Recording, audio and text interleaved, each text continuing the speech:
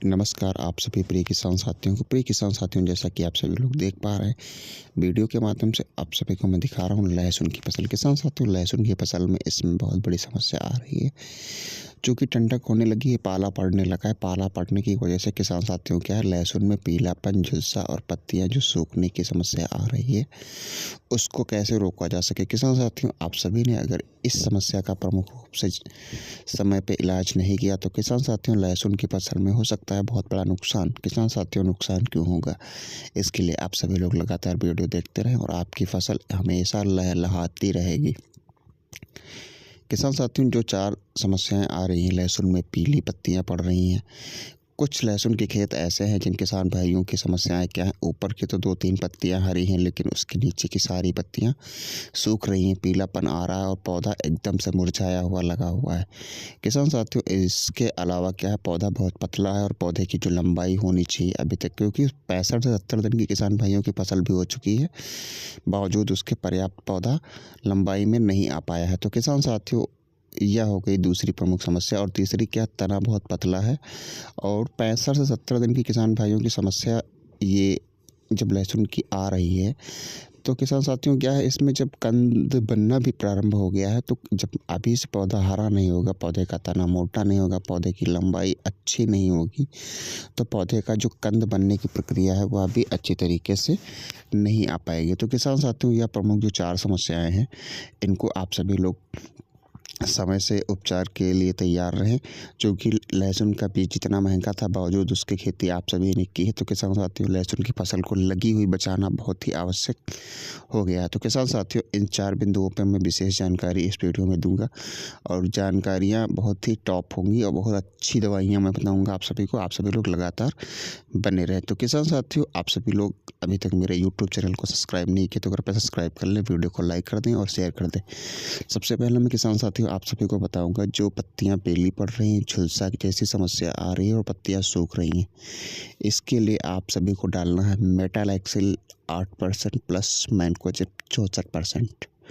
यह एक दवाई बहुत ही टॉप की है किसान साथियों। इसकी डोज होगी 2 ग्राम प्रति लीटर पानी की दर से आप सभी को घोल करके फिर अच्छी तरीके से स्प्रे करना। अब मैं बात करूंगा दूसरी। किसान साथियों, जो पौधे की लंबाई नहीं आ रही है, 65 से 70 दिन की लहसुन की फसल हो गई, बावजूद उसके जितना अच्छा मोटा पौधा होना चाहिए वह नहीं हो पा रहा है। तो इसके लिए आप सभी को डालना क्या है किसान साथियों, इसके लिए आप सभी को डालना है स्टेलर से क्या होगा किसान साथियों, पौधा जो है वह छोटा छोटा जो है वह लंबा होगा। किसान साथियों, इसकी मात्रा होगी 2 ml प्रति लीटर, और जब 2 ml प्रति लीटर की दर से आप स्टेलर का प्रयोग करेंगे किसान साथियों, तो लगी हुई फसल जो ग्रोथ नहीं कर रही थी, पौधे छोटे थे, उनकी लंबाई अच्छी तरीके से आना स्टार्ट हो जाएगी और पौधे की जो ग्रोथ रेट थी रुकी हुई वह भी बढ़ जाएगी। अब मैं बात करूँगा तीसरी चीज़ की। तीसरी समस्या क्या है किसान साथियों, पौधे का जो तना है वह बहुत ही पतला है। तो पतला तना है, उसको कैसे मोटा किया जा सके, तो किसान साथियों इसके लिए आप सभी को डालना क्या होगा, इसके लिए आप सभी को डालना है दयाल कंपनी की पेचमोर जिंक आती है किसान साथियों, जो माइक्रोन्यूट्रिएंट चिलेटेड जिंक होती है किसान साथियों। जब आप जिंक का प्रयोग करेंगे तो इससे किसान साथियों क्या होगा, पौधे का जो तना है वह भी मोटा होगा। चूँकि सूक्ष्म पोषक तत्वों की बहुत ही आवश्यकता होती है लहसुन की फसल को किसान साथियों, तो जब इसको आप डालेंगे तो क्या है, लहसुन का जो तना है वह भी मोटा होगा, प्लस जो पतला था और पीलापन था तो उसको भी दूर करेगी दयाल कंपनी के पेचमोर जिंक। अब मैं बात करूँगा कंद कैसे मोटा किया जा सके, तो किसान साथियों इसके लिए आप सभी लोग डाल सकते हैं। अब मैं डोज बता रहा हूँ सबसे पहले आपको, वरना भूल जाएंगे आप भी हम भी। तो किसान साथियों, डोज क्या होगी जिंक की, 2 ग्राम जिंक 2 लीटर पानी में घोल लीजिए, इसी की दर से आप सभी को स्प्रे करना है। अब मैं बात करूंगा चौथी समस्या जो आ रही, कंद कैसे बड़ा किया जा सके और पौधे को इतना लाजवाब कैसे किया जा सके ताकि उसकी लंबाई, तना मोटा, पीलापन, कंद जो बन रहा है, जो सबसे लास्ट स्टेज होती है लहसुन के पौधे की, वह कंद को कैसे बड़ा किया जा सके।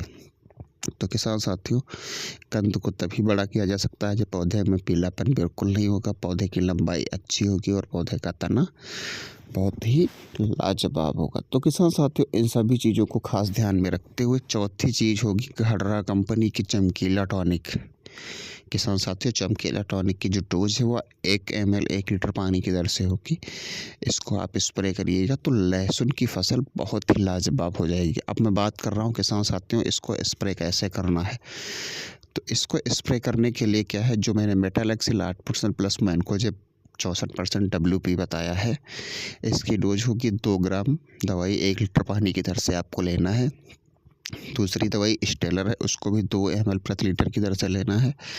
तीसरी जो प्रोडक्ट है तीसरा, उसको मैंने बताया है दयाल कंपनी का वेजमोर जिंक। वेजमोर जिंक जो है वह 2 लीटर पानी में 2 ग्राम ही घोल करके डालना है। अब आपके खेत में कितना लगता है आप उसी हिसाब से उसको कैलकुलेट करके एडजस्ट करिएगा। चौथी चीज़ होगी घड़रा कंपनी की चमकीला टॉनिक। किसान साथियों, चमकीला टॉनिक का जो आप डालेंगे तो क्या है, इसमें 1 ml दवाई प्रति लीटर पानी की दर से डालना है।